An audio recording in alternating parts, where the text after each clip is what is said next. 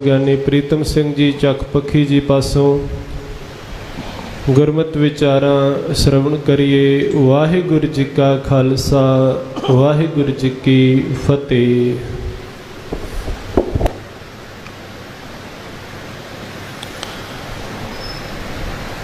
तुद आगे अरदास हमारी,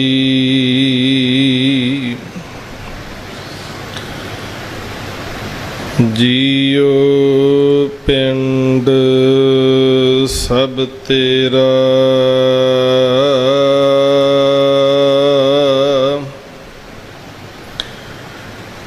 कहो नानक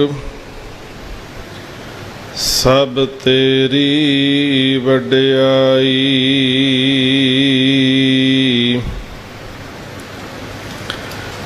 कोई नाऊ न जाने मेरा,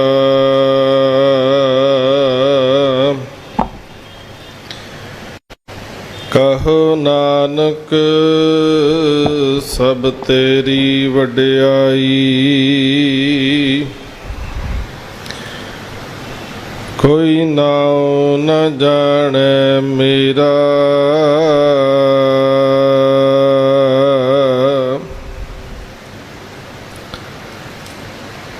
धन वाहिगुरु साहिब जीओ। गौड़ी कबीर जी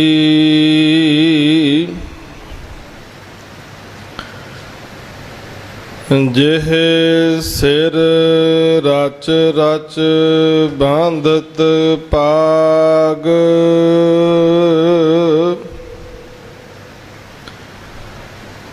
सो सिर चुंच सवार हैं काग।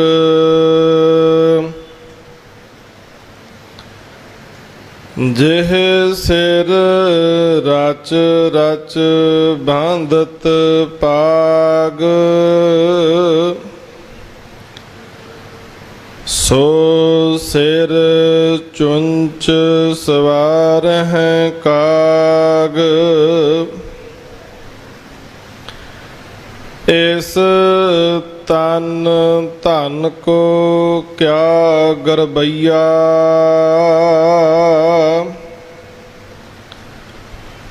राम नाम काहे ना दृढ़िया।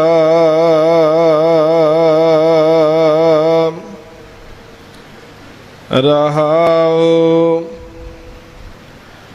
कहत कबीर, सुनो मन मेरे, यही हवाल होंगे तेरे। कहत कबीर, सुनो मन मेरे, यही हवाल होंगे तेरे।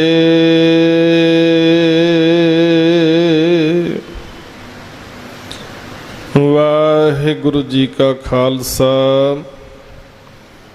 वाहिगुरु जी की फतेह। पतित पावन भगत वत्सल गरीब नवाज सतगुरु श्री गुरु ग्रंथ साहिब सच्चे पातशाह सतगुरां दी पवित्र मुकद्दस हजूरी विच बड़े अदब सहित जुड़ बैठे गुरु सवारे सत संगी जनों, आप सारे ही वडभागे हो। अमृत वेले हजूर दे चरनां विच जुड़ के बहुत सत्कारयोग हजूरी रागी भाई साहब भाई सुरजीत सिंह जी तिन्हां दे जथे पासों आसा की वार पावन बाणी दा कीर्तन आप जी सरवण कर रहे सी। आओ साध संगत जिथे कीर्तन दे नाल जुड़ के गुरु कीਆਂ बख्शिशां दे पात्र बन रहे सी। आओ कुछ समा लड़ीवार गुरबाणी विचार दे नाल अपनी सुरत नूं जोड़न दा यतन करिए। विचार अधीन पावन शब्द गौड़ी राग दे अंदर भगत कबीर साहब जी दी मुबारक रसना तो उचारण किया होया अते गुरु ग्रंथ साहब जी दे पावन अंग 330 दे उपर सुभाईमान है। आओ शब्द दे विचार आरंभण तो पहला सारी संगत करो कृपा। रसना पवित्र करदियां सारे ही जपो सतनाम श्री वाहिगुरु। सतनाम श्री वाहिगुरु।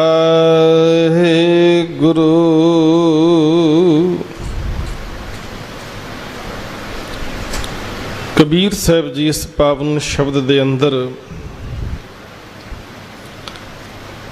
कृपा कर रहे ने। रहाऊ दा बंद है। इस तन धन को क्या गरबैया, राम नाम काहे ना दृढ़िया। कहंदे हे भाई इस तन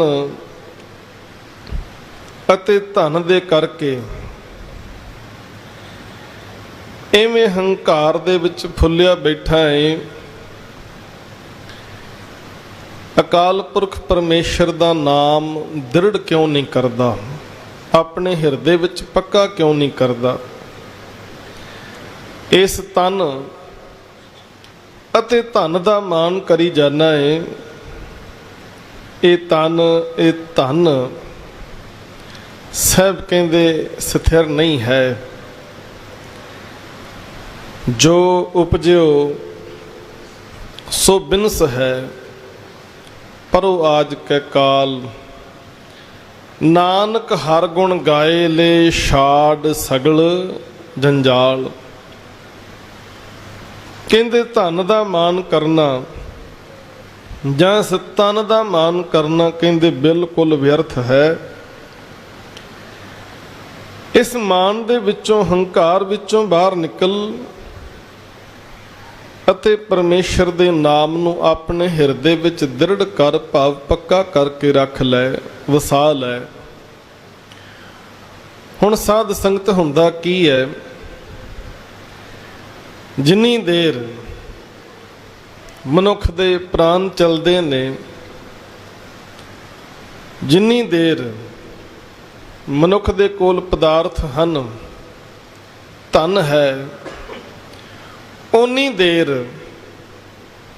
ਇਹਦਾ ਧਿਆਨ ਕਿਤੇ ਰੱਬ ਵਾਲੇ ਪਾਸੇ ਜੁੜਦਾ ਨਹੀਂ। ਇਹਦੀਆਂ ਗਿਣਤੀਆਂ ਮਿਣਤੀਆਂ ਜਿਹੜੀਆਂ ਨੇ ਧਨ ਦੇ ਵਿੱਚ ਲੱਗੀਆਂ ਰਹਿੰਦੀਆਂ ਨੇ।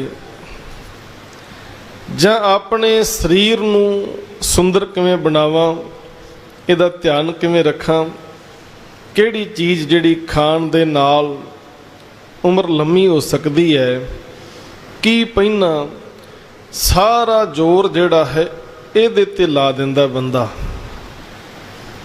टाइम ही नहीं मिलता जिंदगी दे विचों कि कुछ समा सेवा की जा सके, सतसंगत की जा सके।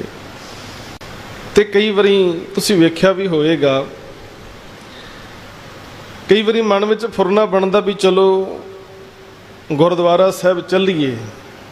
तुसीं नोट करियो कई बारी घरां विच गुरुद्वारा साहब जाण दा, सत संगत विच जाण दा फुरना मन विच बनिया। ते जिहड़े अज दे हालात कुछ इस तरह दे बने होए भी बंदा 2-2 घंटे तैयार होण ते ला दिंदा है। 2 घंटे तैयार होण ते ला दित्ते ते इत्थे आके मत्था टेक के परिक्रमा करके ते बस 2 ਮਿੰਟਾਂ 'ਚ ਹੀ ਕੰਮ ਨਿਬੇੜ ਕੇ ਬਾਹਰ ਚਲਿਆ ਗਿਆ। ਕਿੰਨਾ ਚੰਗਾ ਹੁੰਦਾ ਘਰੋਂ 2 ਮਿੰਟਾਂ 'ਚ ਤਿਆਰ ਹੋ ਕੇ ਆਉਂਦਾ ਤੇ 2 ਘੰਟੇ ਗੁਰੂ ਦੀ ਗੋਦ ਵਿੱਚ ਬਹਿ ਕੇ ਬਾਣੀ ਸੁਣਦਾ, ਸੇਵਾ ਕਰਦਾ। ਪਰ ਕੰਮ ਉਲਟ ਹੋ ਰਿਹਾ। ਇਸ ਸਰੀਰ ਨੂੰ ਸਵਾਰਨ ਦੇ ਲਈ, ਸ਼ਿੰਗਾਰਨ ਦੇ ਲਈ ਮਨੁੱਖ ਦੇ ਕੋਲ ਘੰਟਿਆਂ ਬੱਧੀ ਟਾਈਮ ਹੈ, ਘੰਟਿਆਂ ਬੱਧੀ। ਪਰ ਗੁਰੂ ਕੀ ਗੋਦ ਵਿੱਚ ਬੈਠਣ ਵਾਸਤੇ, ਬਾਣੀ ਸੁਣਨ ਵਾਸਤੇ ਇਹਦੇ ਕੋਲ ਟਾਈਮ ਨਹੀਂ। ਜੇ ਕਿਤੇ ਥੋੜਾ ਜਿਹਾ ਸਮਾਂ ਵੱਧ ਲੱਗ ਜਾਏ, ਇਹਦਾ ਧਿਆਨ ਘੜੀ ਵੱਲ ਹੀ ਰਹਿੰਦਾ ਹੈ, ਘੜੀ ਵੱਲ। ਪਰ ਜਦੋਂ ਕਿਤੇ ਸਰੀਰ ਨੂੰ ਸਵਾਰਨ ਦੀ, ਸ਼ਿੰਗਾਰਨ ਦੀ ਗੱਲ ਆਵੇਗੀ ਤੇ 8-8 ਘੰਟੇ ਵੀ ਲੋਕ ਬਿਊਟੀ ਪਾਰਲਰਾਂ ਵਿੱਚ ਬਹਿ ਕੇ ਗੁਜ਼ਾਰ ਦਿੰਦੇ ਨੇ। ਉਹ ਕਹਿੰਦੇ ਬੈਠੋ, ਅਜੇ ਪੈਰਾਂ ਦਾ ਕੰਮ ਤੇ ਰਹਿ ਗਿਆ, ਅਜੇ ਇਕੱਲਾ ਹੱਥਾਂ ਦਾ ਕੰਮ ਹੀ ਨਿਬੜਿਆ, ਬੈਠੋ। ਕਹਿਣ ਤੋਂ ਭਾਵ ਅਕਾਲ ਪੁਰਖ ਪਰਮੇਸ਼ਰ ਦਾ ਨਾਮ ਹਿਰਦੇ ਵਿੱਚ ਨਹੀਂ ਤੇ ਤਨ ਦਾ ਮਾਣ, ਕਿਸੇ ਨੂੰ ਧਨ ਦਾ ਮਾਣ ਹੈ। ਕੋਈ ਇਸ ਹੰਕਾਰ ਵਿੱਚ ਹੈ ਕਿ ਮੇਰੇ ਕੋਲ ਧਨ ਬੜਾ ਏ, ਕੋਈ ਆਪਣੀ ਸੁੰਦਰਤਾ ਦੇ ਹੰਕਾਰ ਵਿੱਚ ਰੱਬ ਨੂੰ ਭੁਲਾ ਕੇ ਬੈਠਾ ਏ। ਤੇ ਕਈ ਵਾਰ ਤੁਸੀਂ ਵੇਖਿਆ ਹੋਵੇਗਾ ਕੁਝ ਲੋਕ ਕਿਸੇ ਧਾਰਮਿਕ ਸਥਾਨ ਤੇ ਜਾਂਦੇ ਨੇ, ਮੈਂ ਸਾਰਿਆਂ ਦਾ ਜ਼ਿਕਰ ਨਹੀਂ ਕਰਦਾ, ਕੁਝ ਲੋਕ ਉਹ ਆਪਣੀ ਨੁਮਾਇਸ਼ ਕਰਨ ਵਾਸਤੇ ਜਾਂਦੇ ਨੇ ਵੀ ਸਾਡੇ ਕੋਲ ਇੰਨਾ ਧਨ ਹੈ, ਏਡੀਆਂ ਸਾਡੇ ਕੋਲ ਵੱਡੀਆਂ ਗੱਡੀਆਂ ਨੇ। ਆ ਤੁਸੀਂ ਵੇਖਿਆ ਹੋਵੇਗਾ ਕਈ ਵਾਰ ਗੁਰਦੁਆਰੇ ਦੇ ਬਾਹਰ ਨੂੰ ਮੋਟਰਸਾਈਕਲ ਲੈ ਕੇ ਆਉਂਦੇ, ਜਦੋਂ ਕੋਲੋਂ ਲੰਘਦੇ ਨੇ ਤੇ ਬੰਦੇ ਦਾ ਦਿਲ ਦੀ ਧੜਕਣ ਵੱਧ ਜਾਂਦੀ ਹੈ, ਕੰਨ ਜਿਹੜੇ ਨੇ ਬੋਲੇ ਹੋ ਜਾਂਦੇ ਨੇ, ਇੰਨਾ ਖੜਕਾ, ਇੰਨਾ ਰੌਲਾ ਰੱਪਾ। ਤੇ ਉਹ ਗੁਰਦੁਆਰੇ ਦੇ ਘੇਰੇ 2-4 ਚੱਕਰ ਜਿੰਨੀਦਰ ਲਾ ਨਾ ਲੈਣ, ਉਹਨਾਂ ਨੂੰ ਚੈਨ ਨਹੀਂ ਆਉਂਦਾ। ਵਿਖਾਉਂਦੇ ਨੇ ਵੀ ਸਾਡੇ ਕੋਲ ਏਡੇ ਮਹਿੰਗੇ ਵੱਡੇ ਖੜਕੇ ਕਰਨ ਵਾਲੇ ਮੋਟਰਸਾਈਕਲ ਨੇ, ਸਾਡੇ ਕੋਲ ਮਹਿੰਗੀਆਂ ਗੱਡੀਆਂ ਨੇ, ਸਾਡੇ ਕੋਲ ਇੰਨੇ ਮਹਿੰਗੇ ਕੱਪੜੇ ਨੇ। ਉਹ ਭਲਿਓ, ਤੁਸੀਂ ਇਹ ਕੰਮ ਕਰਨ ਵਾਸਤੇ ਆਉਂਦੇ ਹੋ ਗੁਰੂ ਘਰ? ਗੁਰੂ ਘਰ ਤੇ ਆਉਣਾ ਸੀ ਨਿਮਰਤਾ ਦੇ ਧਾਰਨੀ ਬਣ ਕੇ, ਨਿਮਾਣੇ ਹੋ ਕੇ, ਗੁਰੂ ਦੇ ਦਰ ਤੇ ਆ ਕੇ ਇੱਥੇ ਤਰਲਾ ਲੈਣਾ ਸੀ, ਮਹਾਰਾਜ ਕਿਰਪਾ ਕਰਿਓ, ਜੋ ਜੋ ਦਾਤਾਂ ਤੁਸੀਂ ਬਖਸ਼ੀਆਂ ਨੇ ਉਹਨਾਂ ਦਾਤਾਂ ਨੂੰ ਵਰਤਦਿਆਂ ਹੋਇਆਂ ਕਿਤੇ ਮੇਰੇ ਮਨ ਵਿੱਚ ਇਹ ਹਉਮੈ ਵਾਲੀ ਗੱਲ ਨਾ ਆ ਜਾਏ ਵੀ ਸਾਰਾ ਕੁਝ ਮੇਰਾ ਹੀ ਹੈ, ਕਿਤੇ ਇਹ ਭਾਵਨਾ ਮੇਰੇ ਮਨ ਵਿੱਚ ਆ ਜਾਏ। ਇੱਥੇ ਆ ਕੇ ਬੇਨਤੀ ਕਰਨੀ ਸੀ, ਮੇਰਾ ਮੁਝ ਮੈਂ ਕਿਛ ਨਹੀਂ, ਜੋ ਕਿਛ ਹੈ ਸੋ ਤੇਰਾ, ਤੇਰਾ ਤੁਝ ਕੋ ਸੌਂਪ ਤੇ ਕਿਆ ਲਾਗੇ ਮੇਰਾ। ਇੱਥੇ ਆ ਕੇ ਸ਼ੁਕਰਾਨਾ ਕਰਨਾ ਸੀ, ਸ਼ੁਕਰ ਵਿੱਚ ਜੁੜਨਾ ਸੀ, ਪਰ ਸਾਡੇ ਅੰਦਰ ਉਹ ਭਾਵ ਹੀ ਹੈ ਨਹੀਂ। ਇਸੇ ਕਰਕੇ ਮਹਾਰਾਜ ਬਾਣੀ ਵਿੱਚ ਕਹਿੰਦੇ, ਮਾਇਆ ਧਾਰੀ ਅਤ ਅੰਨਾ ਬੋਲਾ, ਸ਼ਬਦ ਨਾ ਸੁਣਈ ਬਹਰੋਲ ਕਚੋਲਾ। ਕਹਿੰਦੇ ਮਾਇਆ ਧਾਰੀ ਅੰਨਾ ਤੇ ਬੋਲਾ ਹੋ ਗਿਆ, ਸ਼ਬਦ ਨਹੀਂ ਸੁਣਦਾ, ਭਾਵ ਉਹਦੇ ਮਨ ਦੇ ਅੰਦਰ ਮਾਇਆ ਵਸੀ ਹੋਈ ਹੈ। ਤੇ ਸਾਧ ਸੰਗਤ ਜਦੋਂ ਆਪਾਂ ਇਤਿਹਾਸ ਨੂੰ ਪੜ੍ਹਦੇ ਹਾਂ, ਗੁਰੂ ਅਰਜਨ ਸਾਹਿਬ ਮਹਾਰਾਜ ਜੀ ਅਤ ਨਿਮਰਤਾ ਦੇ ਪੁੰਜ ਨੇ। ਤੇ ਗੁਰੂ ਅਰਜਨ ਸਾਹਿਬ ਜੀ ਦੇ ਵੱਡੇ ਭਰਾ ਬਾਬਾ ਪ੍ਰਿਥੀ ਚੰਦ, ਉਹਨਾਂ ਅੰਦਰ ਹੰਕਾਰ ਵਾਲੀ, ਹਉਮੈ ਵਾਲੀ ਬਿਰਤੀ ਹੈ। ਤੇ ਜਿੰਨੀ ਵੀ ਸੰਗਤ ਨੇ ਮਾਇਆ ਦੇਣੀ ਨਾ ਗੁਰੂ ਘਰ ਦੇ ਵਿੱਚ ਆ ਕੇ, ਗੁਰੂ ਰਾਮਦਾਸ ਦੇ ਦਰ ਤੇ ਜਿੰਨੀ ਵੀ ਸੰਗਤ ਆਉਂਦੀ ਸੀ, ਉਸ ਮਾਇਆ ਨੂੰ ਸਾਂਭ ਕੇ ਰੱਖਣ ਦਾ ਕੰਮ ਬਾਬਾ ਪ੍ਰਿਥੀ ਚੰਦ ਦਾ ਸੀ। ਤੇ ਜਦੋਂ ਮਾਇਆ ਬਹੁਤ ਜ਼ਿਆਦਾ ਇਕੱਠੀ ਹੋਣੀ, ਬਾਬਾ ਪ੍ਰਿਥੀ ਚੰਦ ਨੇ ਸਾਂਭ ਕੇ ਰੱਖਣੀ, ਉਹਦਾ ਹਿਸਾਬ ਕਿਤਾਬ ਰੱਖਣਾ, ਗਿਣਤੀ। ਤਾਂ ਜਦੋਂ ਮਾਇਆ ਇਕੱਠੀ ਹੋ ਜਾਣੀ ਤਾਂ ਕਿਤੇ ਨਾ ਕਿਤੇ ਉਹਨਾਂ ਦੇ ਮਨ ਵਿੱਚ ਹਉਮੈ ਵਾਲਾ ਭਾਵ ਪੈਦਾ ਹੋਣ ਲੱਗ ਪਿਆ ਵੀ ਮੇਰੇ ਤੋਂ ਬਗੈਰ ਕੋਈ ਸਾਂਭ ਨਹੀਂ ਸਕਦਾ, ਮੈਂ ਬੜਾ ਸਿਆਣਾ, ਮੇਰੇ ਜਿੰਨੀ ਸੇਵਾ ਨਹੀਂ ਕੋਈ ਕਰ ਸਕਦਾ, ਮੈਨੂੰ ਬੜੀ ਸਮਝ ਹੈ। ਅਤੇ ਇਸ ਭਾਵ ਦੇ ਵਿੱਚੋਂ ਹੀ ਅਗਲਾ ਭਾਵ ਕੀ ਪੈਦਾ ਹੋਇਆ ਕਿ ਹੌਲੀ ਹੌਲੀ ਗੁਰਤਾ ਗੱਦੀ ਵੀ ਮੈਨੂੰ ਮਿਲਣੀ ਚਾਹੀਦੀ ਹੈ, ਕਿਉਂਕਿ ਸਾਰਾ ਕੰਮ ਮੈਂ ਹੀ ਦੇਖ ਰਿਹਾ।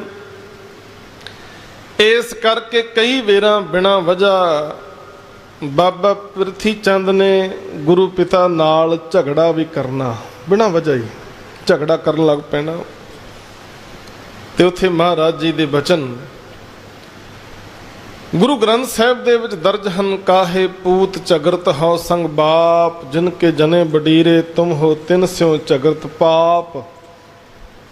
ਤੇ ਮਹਾਰਾਜ ਕਹਿੰਦੇ ਜਿਸ ਧਨ ਕਾ ਤੁਮ ਗਰਭ ਕਰਤ ਹੋ ਸੋ ਧਨ ਕਿਸੇ ਨਾ ਆਪ।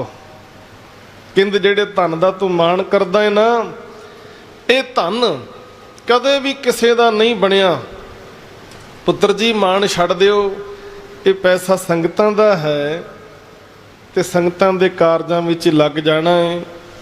ਇਹਨੂੰ ਆਪਣੇ ਕੋਲ ਇਕੱਠਾ ਕਰਕੇ ਇਵੇਂ ਹੰਕਾਰ ਦੇ ਨਾਲ ਫੁੱਲ ਕੇ ਗੁਰੂ ਤੋਂ ਬੇਮੁਖ ਨਾ ਹੋਵੋ। ਮਹਾਰਾਜ ਸਮਝਾਉਂਦੇ ਰਹੇ ਪਰ ਪ੍ਰਿਥੀ ਚੰਦ ਗੱਲ ਸਮਝ ਨਹੀਂ ਸਕਿਆ। ਇਸ ਕਰਕੇ ਪ੍ਰਿਥੀ ਚੰਦ ਗੁਰੂ ਤੋਂ ਬੇਮੁਖ ਹੋ ਗਿਆ, ਮਨ ਵਿੱਚ ਖੋਟ ਰੱਖਣ ਲੱਗਾ। ਤੇ ਭਾਈ ਗੁਰਦਾਸ ਜੀ ਕਹਿੰਦੇ ਨੇ ਮੀਣਾ ਹੋਇਆ ਪ੍ਰਿਥੀਆ ਕਰ ਕਰ ਟੇਢਕ ਬਰਲ ਚਲਾਏ। ਕਹਿੰਦੇ ਝੱਲਾ ਹੋ ਗਿਆ, ਝੱਲਪੁਣਾ ਉਹਦੇ ਅੰਦਰ ਆ ਗਿਆ। ਗੁਰੂ ਘਰ ਦੇ ਵਿੱਚ ਹੀ ਵਲ ਛਲ ਤੇ ਈਰਖਾ ਕਰਨ ਲੱਗ ਪਿਆ, ਗੁਰੂ ਘਰ ਤੇ ਹਮਲੇ ਕਰਵਾਉਣ ਲੱਗ ਪਿਆ। ਇੱਥੋਂ ਤੱਕ ਉਹਦੀ ਬਿਰਤੀ ਮਾੜੀ ਹੋ ਗਈ। ਮਹਾਰਾਜ ਕਹਿੰਦੇ ਤਨ ਦਾ ਮਾਣ ਕਾਹਦਾ, ਧਨ ਦਾ ਮਾਣ ਕਾਹਦਾ। ਕਬੀਰ ਸਾਹਿਬ ਦੇ ਬੜੇ ਪਿਆਰੇ ਬਚਨ ਹਨ। ਕਬੀਰ ਸਾਹਿਬ ਆਪਣੇ ਸ਼ਲੋਕਾਂ ਵਿੱਚ ਕਹਿੰਦੇ ਨੇ, ਕਬੀਰ ਗਰਬ ਨਾ ਕੀਜੀਐ ਚਾਮ ਲਪੇਟੇ ਹਾੜ। ਕਹਿੰਦੇ ਹੱਡੀਆਂ ਦੇ ਉੱਪਰ ਚੰਮ ਲਪੇਟਿਆ ਹੋਇਆ, ਹੱਡੀਆਂ ਦੇ ਉੱਪਰ ਚੰਮ ਲਪੇਟਿਆ ਹੋਇਆ ਸਰੀਰ ਦਾ ਢਾਂਚਾ ਬਣਿਆ ਹੋਇਆ। ਕਹਿੰਦੇ ਐਵੇਂ ਮਾਣ ਕਾਹਦਾ ਕਰਨਾ।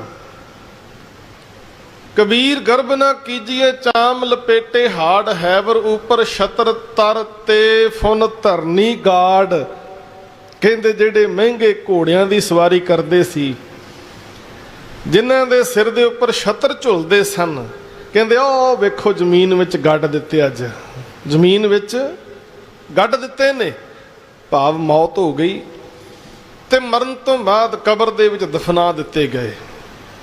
ਜਿਹੜੇ ਘੋੜਿਆਂ ਦੀ ਸਵਾਰੀ ਕਰਦੇ ਸਨ, ਜਿਨ੍ਹਾਂ ਦੇ ਸਿਰ ਤੇ ਛਤਰ ਝੁਲਦੇ ਸਨ, ਅੱਜ ਵੇਖੋ ਉਹ ਧਰਤੀ ਵਿੱਚ ਪਏ ਹੋਏ ਨੇ। ਫਿਰ ਅਗਲੇ ਸ਼ਲੋਕ ਵਿੱਚ ਕਹਿੰਦੇ ਨੇ, ਕਬੀਰ ਗਰਬ ਨਾ ਕੀਜੀਏ ਊਚਾ ਦੇਖ ਆਵਾਸ, ਆਜ ਕਾਲ ਪੁਹ ਲੇਟਣਾ ਉੱਪਰ ਜਾਮੈ ਘਾਸ।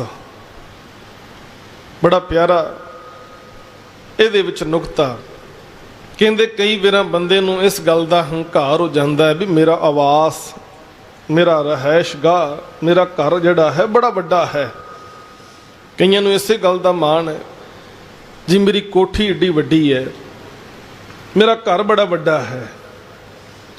ਉਹ ਭਲਿਆ, ਜੇ ਤੇਰਾ ਘਰ ਵੱਡਾ ਹੈ, ਤੇਰੀ ਕੋਠੀ ਵੱਡੀ ਹੈ, ਤੇ ਉਹਨਾਂ ਜ਼ਿਆਦਾ ਸ਼ੁਕਰ ਵੀ ਕਰਿਆ ਕਰ, ਆਖਿਆ ਕਰ ਮਹਾਰਾਜ ਵੇਖੋ ਕਈ ਲੋਕ ਜਿਹੜੇ ਨੇ ਉਹ ਫੁੱਟਪਾਥ ਤੇ ਰਾਤ ਨੂੰ ਸੌਂਦੇ ਨੇ, ਫੁੱਟਪਾਥ ਤੇ ਮਹਾਰਾਜ ਬਾਣੀ ਵਿੱਚ ਵੀ ਕਹਿੰਦੇ ਨੇ, ਕਬਹੂ ਖਾਟ ਸਪੇਦੀ ਸਵਾਵੇ ਕਬਹੂ ਪਹੂ ਪਿਆਰ ਨਾ ਪਾਵੇ। ਕਹਿੰਦੇ ਵੇਖੋ ਮਾਲਕ ਦੇ ਰੰਗ,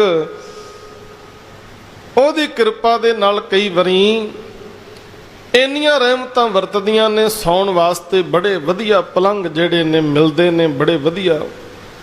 ਤੇ ਕਈ ਵਾਰੀ ਤੁਸੀਂ ਵੇਖੋਗੇ ਐਸੇ ਹਾਲਾਤ ਵੀ ਬੰਦੇ ਦੇ ਬਣ ਜਾਂਦੇ ਨੇ, ਜ਼ਮੀਨ ਤੇ ਸੌਣਾ ਪੈਂਦਾ ਤੇ ਬੰਦਾ ਸੋਚਦਾ ਵੀ ਇਹ ਪਰਾਲੀ ਪਈ ਹੈ, ਇਹ ਚੁੱਕ ਕੇ ਥੱਲੇ ਵਿਛਾ ਲਵਾਂ। ਤੇ ਜ਼ਿਮੀਂਦਾਰ ਆ ਕੇ ਕਹਿੰਦਾ ਭਾਊ ਆ ਪਾਸੇ ਹੋਏ, ਪਰਾਲੀ ਮੈਂ ਡੰਗਰਾਂ ਨੂੰ ਰੱਖੀ ਪਾਉਣ ਵਾਸਤੇ, ਤੇਰੇ ਥੱਲੇ ਵਿਛਾਉਣ ਵਾਸਤੇ ਨਹੀਂ। ਜ਼ਮੀਨ ਤੇ ਵਿਛਾਉਣ ਵਾਸਤੇ ਪਰਾਲੀ, ਝੋਨੇ ਦੀ ਵੇਸਟੇਜ, ਉਹ ਵੀ ਜਿਹੜੀ ਹੈ ਨਹੀਂ ਮਿਲਦੀ। ਇਸ ਕਰਕੇ ਕਬੀਰ ਸਾਹਿਬ ਕਹਿੰਦੇ, ਕਬੀਰ ਗਰਬ ਨਾ ਕੀਜੀਐ ਊਚਾ ਦੇਖ ਆਵਾਸ, ਆਜ ਕਾਲ ਪੋਏ ਲੇਟਣਾ ਉੱਪਰ ਜਾਮੈ ਘਾਸ। ਕਹਿੰਦੇ ਅੱਜ ਕੱਲ ਦੇ ਵਿੱਚ ਮਾਲਕ ਦਾ ਸੱਦਾ ਆ ਜਾਣਾ, ਜ਼ਮੀਨ ਤੇ ਲੇਟਣਾ ਪੈਣਾ, ਮਿੱਟੀ ਵਿੱਚ ਦਫਨ ਕਰ ਦਿੱਤਾ ਜਾਏਗਾ, ਤੇਰੇ ਉੱਤੇ ਘਾਹ ਜੰਮ ਜਾਣਾ ਹੈ। ਪਤਾ ਹੀ ਨਹੀਂ ਕਿੰਨੇ ਬੰਦੇ ਜ਼ਮੀਨ 'ਚ ਦੱਬੇ ਪਏ ਨੇ, ਵੱਡੇ ਵੱਡੇ ਕਹਿੰਦੇ ਕਹਾਉਂਦੇ। ਫਿਰ ਅਗਲੇ ਸ਼ਲੋਕ ਵਿੱਚ ਕਹਿੰਦੇ ਨੇ, ਕਬੀਰ ਗਰਬ ਨਾ ਕੀਜੀਐ ਦੇਹੀ ਦੇਖ ਸੁਰੰਗ। ਸੁਰੰਗ ਕਹਿੰਦੇ ਬਹੁਤ ਸੋਹਣੇ ਰੰਗਾਂ ਵਾਲੀ ਦੇਹੀ। ਕਹਿੰਦੇ ਆਪਣੇ ਸਰੀਰ ਦੀ ਸੁੰਦਰਤਾ ਨੂੰ, ਸੁਹੱਪਣ ਨੂੰ ਵੇਖ ਕੇ ਵੀ ਕਦੇ ਮਾਣ ਨਹੀਂ ਕਰਨਾ ਚਾਹੀਦਾ। ਪ੍ਰਮਾਣ ਆ ਜਾਂਦਾ ਬੰਦੇ ਅੰਦਰ, ਹੰਕਾਰ ਆ ਜਾਂਦਾ ਵੀ ਮੇਰੇ ਵਰਗਾ ਸੋਹਣਾ ਕੋਈ ਨਹੀਂ। ਕਈ ਵਾਰੀ ਬੰਦਾ ਆਪਣੇ ਸੁਹੱਪਣ ਦੇ ਵਿੱਚ, ਜਵਾਨੀ ਜੋਬਨ ਦੀ ਸੁੰਦਰਤਾ ਦੇ ਵਿੱਚ, ਹੰਕਾਰ ਵਿੱਚ ਭਰਿਆ ਹੋਇਆ ਕਈ ਵਾਰੀ ਵੱਡਿਆਂ ਦਾ ਸਤਿਕਾਰ ਕਰਨਾ ਭੁੱਲ ਜਾਂਦਾ ਹੈ। ਵੱਡਿਆਂ ਦਾ ਬਾਣੀ ਦੇ ਵਿੱਚ ਦੱਸਿਆ ਮਹਾਰਾਜ ਨੇ, ਕਹਿੰਦੇ ਇੱਕ ਬੱਚੀ ਜਦੋਂ ਵਿਆਹ ਕੇ ਸਹੁਰੇ ਘਰ ਗਈ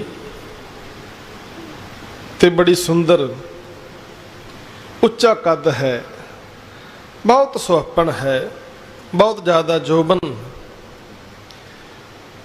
ਤੇ ਉਹ ਕਹਿਣ ਲੱਗੀ ਵੀ ਮੈਂ, ਕਹਿੰਦੀ ਵੱਡਿਆਂ ਅੱਗੇ ਝੁਕ ਨਹੀਂ ਸਕਦੀ।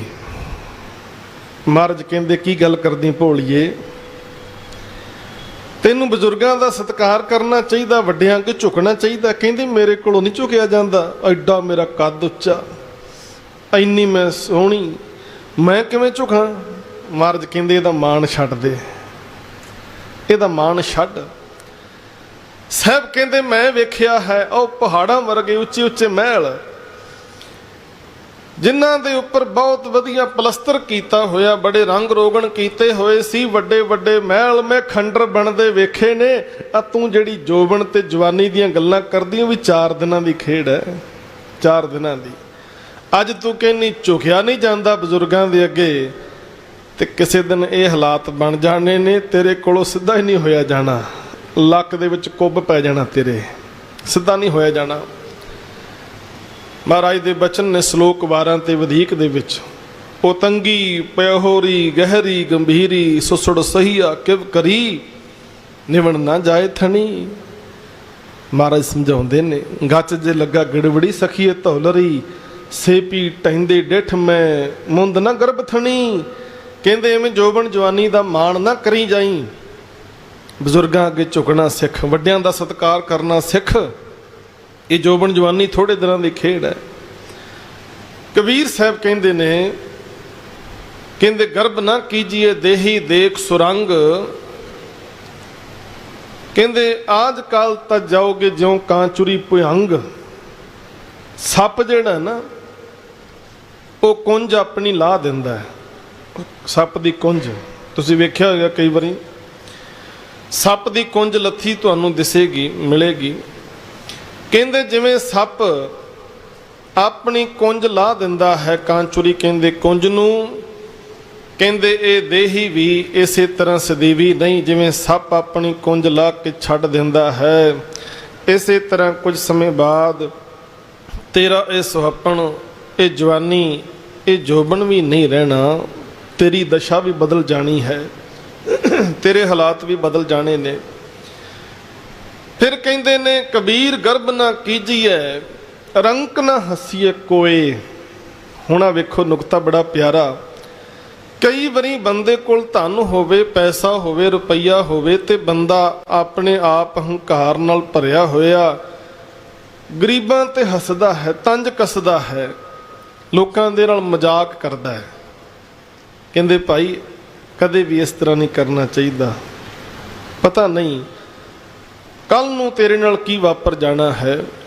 ਕਬੀਰ ਗਰਬ ਨਾ ਕੀਜੀਐ ਰੰਕ ਨਾ ਹੱਸੀਏ ਕੋਏ, ਅਜੋ ਸੋ ਨਾਉ ਸਮੁੰਦਰ ਮੈਂ ਕਿਆ ਜਾਨੋ ਕਿਆ ਹੋਏ। ਕਹਿੰਦੇ ਅਜੇ ਤੇਰੀ ਬੇੜੀ ਕਿਸੇ ਕੰਢੇ ਬੰਨੇ ਲੱਗੀ ਨਹੀਂ, ਤੇਰੀ ਬੇੜੀ ਵੀ ਸਮੁੰਦਰ ਦੇ ਵਿੱਚ ਹੀ ਹੈ, ਪਤਾ ਨਹੀਂ ਕੀ ਬਣਨਾ ਤੇਰੇ ਨਾਲ, ਪਤਾ ਨਹੀਂ ਤੇਰੇ ਨਾਲ ਕੀ ਬਣਨਾ। ਅੱਜ ਤੇਰੇ ਕੋਲ 4 ਛਿੱਲੜ ਜੇਬ ਦੇ ਵਿੱਚ ਹਨ ਤੇ ਤੂੰ ਹੰਕਾਰ ਨਾਲ ਭਰਿਆ ਹੋਇਆ ਹੈ, ਪਤਾ ਨਹੀਂ ਕੱਲ ਨੂੰ ਤੈਨੂੰ ਵੀ ਕਿਸੇ ਅੱਗੇ ਹੱਥ ਅੱਡਣਾ ਪੈ ਜਾਏ, ਹੋ ਸਕਦਾ, ਸਮੇਂ ਦਾ ਕੋਈ ਪਤਾ ਨਹੀਂ। ਵੱਡੇ ਵੱਡੇ ਦੁਨੀਆ ਦੇ ਵਿੱਚ ਕਹਿੰਦੇ ਕਹਾਉਂਦੇ ਲੋਕ ਵੀ ਮੰਗਣ ਵਾਸਤੇ ਮਜਬੂਰ ਹੋ ਗਏ ਸਨ, ਮੰਗਣ ਵਾਸਤੇ। ਸ਼ੇਰੇ ਪੰਜਾਬ ਮਹਾਰਾਜਾ ਰਣਜੀਤ ਸਿੰਘ ਦੁਨੀਆ ਦੇ ਵਿੱਚ ਸਭ ਤੋਂ ਵੱਡਾ ਰਾਜ ਭਾਗ ਜਿਸ ਨੇ ਸਥਾਪਿਤ ਕੀਤਾ ਸੀ, ਜਿਸ ਦੇ ਰਾਜ ਵਿੱਚ ਕਦੇ ਸੂਰਜ ਨਹੀਂ ਸੀ ਡੁੱਬਿਆ, ਬੜਾ ਵੱਡਾ ਰਾਜ ਭਾਗ। ਤੇ ਇੱਕ ਦਿਨ ਐਸਾ ਸਮਾਂ ਵੀ ਆ ਗਿਆ ਸੀ, ਉਸੇ ਮਹਾਰਾਜੇ ਦੀ ਰਾਣੀ ਜਿੰਦਾ ਜਦੋਂ ਚੁਨਾਰ ਦੇ ਕਿਲੇ ਦੇ ਵਿੱਚੋਂ ਉਹ ਚੋਰੀ ਨਿਕਲਦੀ ਹੈ ਤਾਂ ਖਰਚਾ ਵੀ ਕੋਲ ਹੈ ਨਹੀਂ ਸੀ, ਪੈਸੇ ਮੰਗਣੇ ਪਏ। ਇਹ ਹਾਲਾਤ ਵੀ ਬਣ ਜਾਂਦੇ ਨੇ। ਇਸ ਕਰਕੇ ਪਤਾ ਨਹੀਂ ਮਾਲਕ ਦੇ ਰੰਗਾਂ ਦਾ, ਤੇ ਜੋ ਕੁਝ ਹੈ ਉਦੋਂ ਪ੍ਰਾਪਤ ਕਰਕੇ ਸ਼ੁਕਰ ਕਰਨਾ ਚਾਹੀਦਾ ਹੈ। ਤੇ ਕਬੀਰ ਸਾਹਿਬ ਦੀ ਜਿਹੜੀ ਸ਼ਲੋਕਾਂ ਦੀ ਲੜੀ ਆਪਾਂ ਸਾਂਝੀ ਕਰ ਰਹੇ ਸਾਂ, ਇਸ ਲੜੀ ਦੇ ਵਿੱਚ ਅਗਲਾ ਸ਼ਲੋਕ ਕਿਹੜਾ ਹੈ? ਕਬੀਰ ਲੂਟਣਾ ਹੈ ਤਾਂ ਲੂਟ ਲੈ, ਰਾਮ ਨਾਮ ਹੈ ਲੂਟ, ਫਿਰ ਪਾਛੇ ਪਛਤਾਓਗੇ, ਪ੍ਰਾਣ ਜਾਹੇਂਗੇ ਛੂਟ। ਕਹਿੰਦੇ ਜੇ ਲੁੱਟਣਾ ਹੈ ਤਾਂ ਰਾਮ ਦਾ ਨਾਮ ਲੁੱਟ, ਰਾਮ ਦੇ ਨਾਮ ਨੂੰ ਹਿਰਦੇ ਵਿੱਚ ਪੱਕਾ ਕਰ ਲੈ, ਕਿਤੇ ਐਵੇਂ ਧਨ ਦੇ ਹੰਕਾਰ ਵਿੱਚ ਹੀ ਨਾ ਫਸਿਆ ਰਹੀਂ। ਤੇ ਕਬੀਰ ਸਾਹਿਬ ਜੀ ਅੱਜ ਦੇ ਇਸ ਪਾਵਨ ਸ਼ਬਦ ਵਿੱਚ ਕਿਰਪਾ ਕਰ ਰਹੇ ਨੇ। ਜਿਹੇ ਸਿਰ ਰਚ ਰਚ ਬਾਂਧਤ ਪਾਗ, ਸੋ ਸਿਰ ਚੁੰਚ ਸਵਾਰੇ ਕਾਗ। ਹੁਣ ਜਿਹੜੀ ਸਿਰ ਤੇ ਪੱਗ ਬੰਨਣੀ ਹੈ, ਇਹ ਬੜੇ ਪੁਰਾਣੇ ਸਮੇਂ ਤੋਂ ਸਾਰੇ ਲੋਕ ਸਿਰ ਤੇ ਪੱਗ ਬੰਨ੍ਹਦੇ ਆ ਰਹੇ ਨੇ। ਜਿਹੜੀ ਹੈ ਇਹ ਇੱਕ ਸਰਦਾਰੀ ਦਾ ਤਾਜ ਸੱਚੇ ਪਾਤਸ਼ਾਹ ਨੇ ਸਾਨੂੰ ਬਖਸ਼ਿਸ਼ ਕੀਤਾ ਹੈ। ਤੇ ਮਹਾਰਾਜ ਕਹਿੰਦੇ ਕਬੀਰ ਸਾਹਿਬ, ਜਿਹ ਸਿਰ ਰਚ ਰਚ ਬਾਂਧਤ ਪਾਗ, ਕਹਿੰਦੇ ਜਿਸ ਸਿਰ ਦੇ ਉੱਪਰ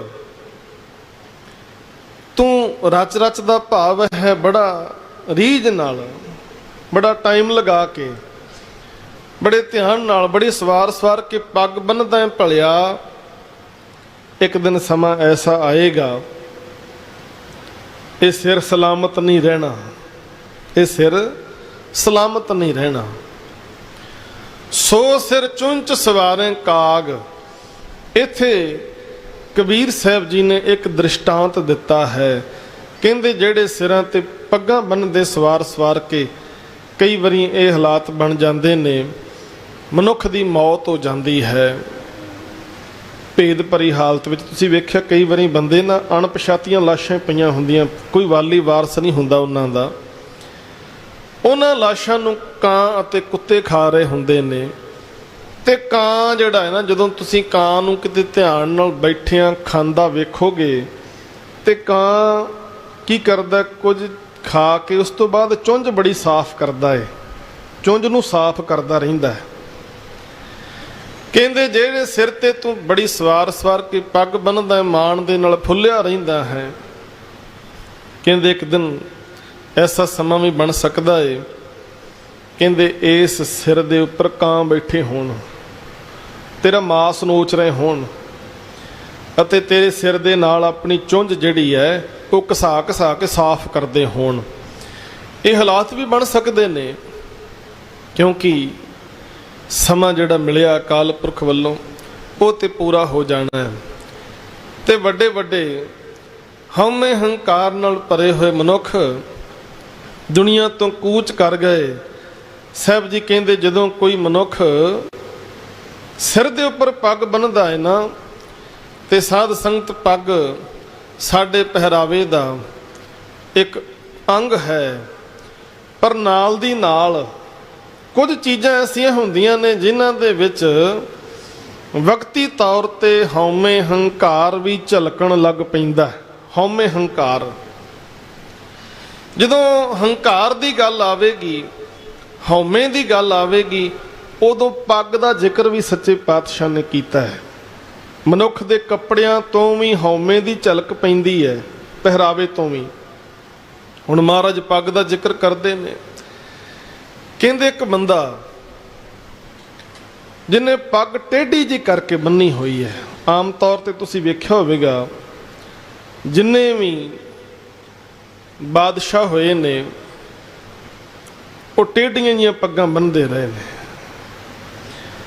ਕਹਿੰਦੇ ਜਦੋਂ ਕੋਈ ਬੰਦਾ ਹਉਮੈ ਹੰਕਾਰ ਨਾਲ ਭਰਿਆ ਹੋਵੇ, ਉਹਦੀ ਪੱਗ ਦਾ ਸਟਾਈਲ ਵੀ ਬਦਲ ਜਾਂਦਾ। ਫਿਰ ਟੇਢੀ ਪੱਗ, ਕਹਿੰਦੇ ਪੱਗ ਵੀ ਟੇਢੀ ਹੋ ਗਈ। ਕਹਿੰਦੇ ਟੇਢਾ ਬੰਦਾ ਤੁਰਦਾ ਹੈ, ਲਾਗੇ ਵੀਰੇ ਖਾਨ। ਕਹਿੰਦੇ ਮੂੰਹ ਦੇ ਵਿੱਚ ਪਾਣ ਦਾ ਬੀੜਾ ਚੱਬਦਾ, ਵਿੰਗਾ ਜਿਹਾ ਹੋ ਕੇ ਤੁਰਦਾ ਹੈ। ਕਹਿੰਦੇ ਟੇਢੀ ਪੱਗ ਬੰਨੀ ਹੋਈ ਹੈ। ਭਾਉ ਭਗਤ ਸਿਉ ਕਾਜ ਨਾ ਕਛੂਏ ਹਮਰੋ ਕਾਮ ਦੀਵਾਨ। ਕਹਿੰਦਾ ਮੈਂ ਤਾਂ ਦੁਨੀਆ ਤੇ ਹਕੂਮਤ ਕਰਨ ਵਾਸਤੇ ਆਇਆ, ਰੱਬ ਦੀ ਬੰਦਗੀ ਨਾਲ ਮੇਰਾ ਕੋਈ ਵਾਹ ਵਾਸਤਾ ਨਹੀਂ। ਕਈ ਬੰਦਿਆਂ ਦੀ ਹਾਲਤ ਬਣ ਜਾਂਦੀ ਹੈ, ਟੇਢੀ ਪਾਗ ਟੇਢੇ ਚਲੇ ਲਾਗੇ ਵੀਰੇ ਖਾਨ। ਭਾਉ ਭਗਤ ਸਿਉ ਕਾਜ ਨਾ ਕਛੂਏ ਹਮਰੋ ਕਾਮ ਦੀਵਾਨ। ਦੀਵਾਨ ਦਾ ਅਰਥ ਹੈ ਹਕੂਮਤ ਕਰਨੀ। ਕਈ ਬੰਦੇ ਤੁਸੀਂ ਵੇਖੇ ਹੋਣਗੇ ਜਿਹੜੇ ਕਹਿੰਦੇ ਅਸੀਂ ਦੁਨੀਆ ਤੇ ਹਕੂਮਤ ਕਰਨ ਵਾਸਤੇ ਆਏ ਹਾਂ, ਹਕੂਮਤ ਕਰਨ ਵਾਸਤੇ। ਉਹ ਫਿਰ ਆਮ ਲੋਕਾਂ ਨੂੰ ਕੱਖ ਨਹੀਂ ਸਮਝਦੇ। ਉਹ ਹਉਮੈ ਹੰਕਾਰ ਨਾਲ ਭਰੇ ਹੋਏ ਡਿਕਟੇਟਰ ਬਣ ਜਾਂਦੇ ਨੇ, ਦੁਨੀਆ ਉੱਪਰ ਜ਼ੁਲਮ ਕਰਦੇ, ਧੱਕਾ ਕਰਦੇ ਨੇ। ਤੇ ਕਈ ਬੰਦੇ ਮੁੱਖ ਦੇ ਉੱਪਰ ਦਾੜੀ ਹੈ, ਮੁੱਛਾਂ ਨੂੰ ਵੱਟ ਚਾੜਨਗੇ, ਦਾੜੀ ਤੇ ਹੱਥ ਫੇਰ ਕੇ ਹਉਮੈ ਹੰਕਾਰ ਦਾ ਪ੍ਰਗਟਾਵਾ ਕਰਨਗੇ। ਤੇ ਸੱਚੇ ਪਾਤਸ਼ਾਹ ਨੇ ਐਸੇ ਲੋਕਾਂ ਦੇ ਪਰਥਾਏ ਆਖਿਆ, ਗਰੀਬਾਂ ਉੱਪਰ ਜੇ ਖਿੰਝੇ ਦਾੜੀ, ਪਾਰ ਬ੍ਰਹਮ ਸਾ ਅਗਣ ਮੈਂ ਸਾੜੀ। ਜਿਹੜੀ ਦਾੜੀ, ਜਿਹੜਾ ਮਨੁੱਖ ਗਰੀਬਾਂ ਉੱਪਰ ਖਿੰਝਦਾ, ਧੱਕਾ ਕਰਦਾ, ਧੰਗਾਣਾ ਕਰਦਾ, ਦਾੜੀ ਤੇ ਹੱਥ ਫੇਰ ਫੇਰ ਕੇ ਤਾਕਤ ਦਾ ਪ੍ਰਗਟਾਵਾ ਕਰਦਾ, ਮੁੱਛਾਂ ਨੂੰ ਵੱਟ ਦੇ ਦੂਜਿਆਂ ਨੂੰ ਡਰਾਈ ਜਾਂਦਾ, ਗਰੀਬਾਂ ਦੇ ਉੱਪਰ ਜ਼ੁਲਮ ਕਰਨ ਵਾਲਿਆ ਸਾਹਿਬ ਕਹਿੰਦੇ ਅੱਗ ਲੱਗ ਜੇ ਤੇਰੀ ਦਾੜੀ ਨੂੰ, ਸੜ ਜਾਏ। ਸੋ ਜਦੋਂ ਪੱਗ ਦੀ ਗੱਲ ਆਉਂਦੀ ਹੈ ਤੇ ਪੱਗ ਵੀ ਕਈ ਵਾਰ ਹਉਮੈ ਹੰਕਾਰ ਦਾ ਪ੍ਰਤੀਕ ਬਣ ਜਾਂਦੀ ਹੈ। ਪਰ ਜਦੋਂ ਤੂੰ ਸਿਰ ਤੇ ਪੱਗ ਬੰਨ੍ਹਦਾ ਹੈ ਨਾ, ਪੱਗ ਬੰਨ੍ਹਣ ਲੱਗਿਆ ਸ਼ੁਕਰ ਕਰਿਆ ਕਰ, ਮਹਾਰਾਜ ਤੇਰੀ ਬਖਸ਼ਿਸ਼ ਕੀਤੀ, ਇਹ ਦਸਤਾਰ ਮੈਂ ਸਿਰ ਤੇ ਸਜਾਉਣ ਲੱਗਾ। ਦੁਨੀਆ ਦੇ ਵਿੱਚ ਬਹੁਤ ਲੋਕ ਪੱਗਾਂ ਬੰਨ੍ਹਦੇ ਨੇ, ਪਰ ਜੋ ਸਿੱਖ ਨੂੰ ਦਸਤਾਰ ਦੀ ਬਖਸ਼ਿਸ਼ ਹੋਈ ਹੈ, ਇਹ ਮਹਾਰਾਜ ਦੀ ਬਖਸ਼ਿਸ਼ ਜਾਣ ਕੇ ਸਿਰ ਤੇ ਬੰਨਣੀ ਅਸੀਂ। ਤੇ ਮੈਂ ਆਪ ਜੀ ਦੇ ਨਾਲ ਛੋਟੀ ਜਿਹੀ ਗੱਲ ਸਾਂਝੀ ਕਰਨ ਲੱਗਾ, ਉਸ ਤੋਂ ਬਾਅਦ ਸਮਾਪਤੀ ਹੈ। ਸਿੱਖ ਕੌਮ ਦੇ ਵਿੱਚ ਬਹੁਤ ਸਨਮਾਨਯੋਗ ਢਾਡੀ ਗਿਆਨੀ ਸੋਹਣ ਸਿੰਘ ਜੀ ਸ਼ੀਤਲ, ਉਹਨਾਂ ਦੇ ਬਾਰੇ ਉਹਨਾਂ ਦੇ ਇੱਕ ਪਿਆਰੇ ਸ਼ਾਗਿਰਦ ਗਿਆਨੀ ਸਰੂਪ ਸਿੰਘ ਜੀ ਕੜਿਆਣਾ, ਉਹਨਾਂ ਦੇ ਕੋਲੋਂ ਮੈਂ ਗੱਲ ਸੁਣੀ। ਤੇ ਗੱਲ ਮੈਨੂੰ ਜਦੋਂ ਸੁਣੀ ਨਾ, ਅੰਦਰ ਨੂੰ ਹਿਲਾ ਕੇ ਰੱਖ ਦਿੱਤਾ ਗੱਲ ਨੇ। ਐਡੀ ਕਮਾਲ ਦੀ ਗੱਲ ਸਾਧ ਸੰਗਤ।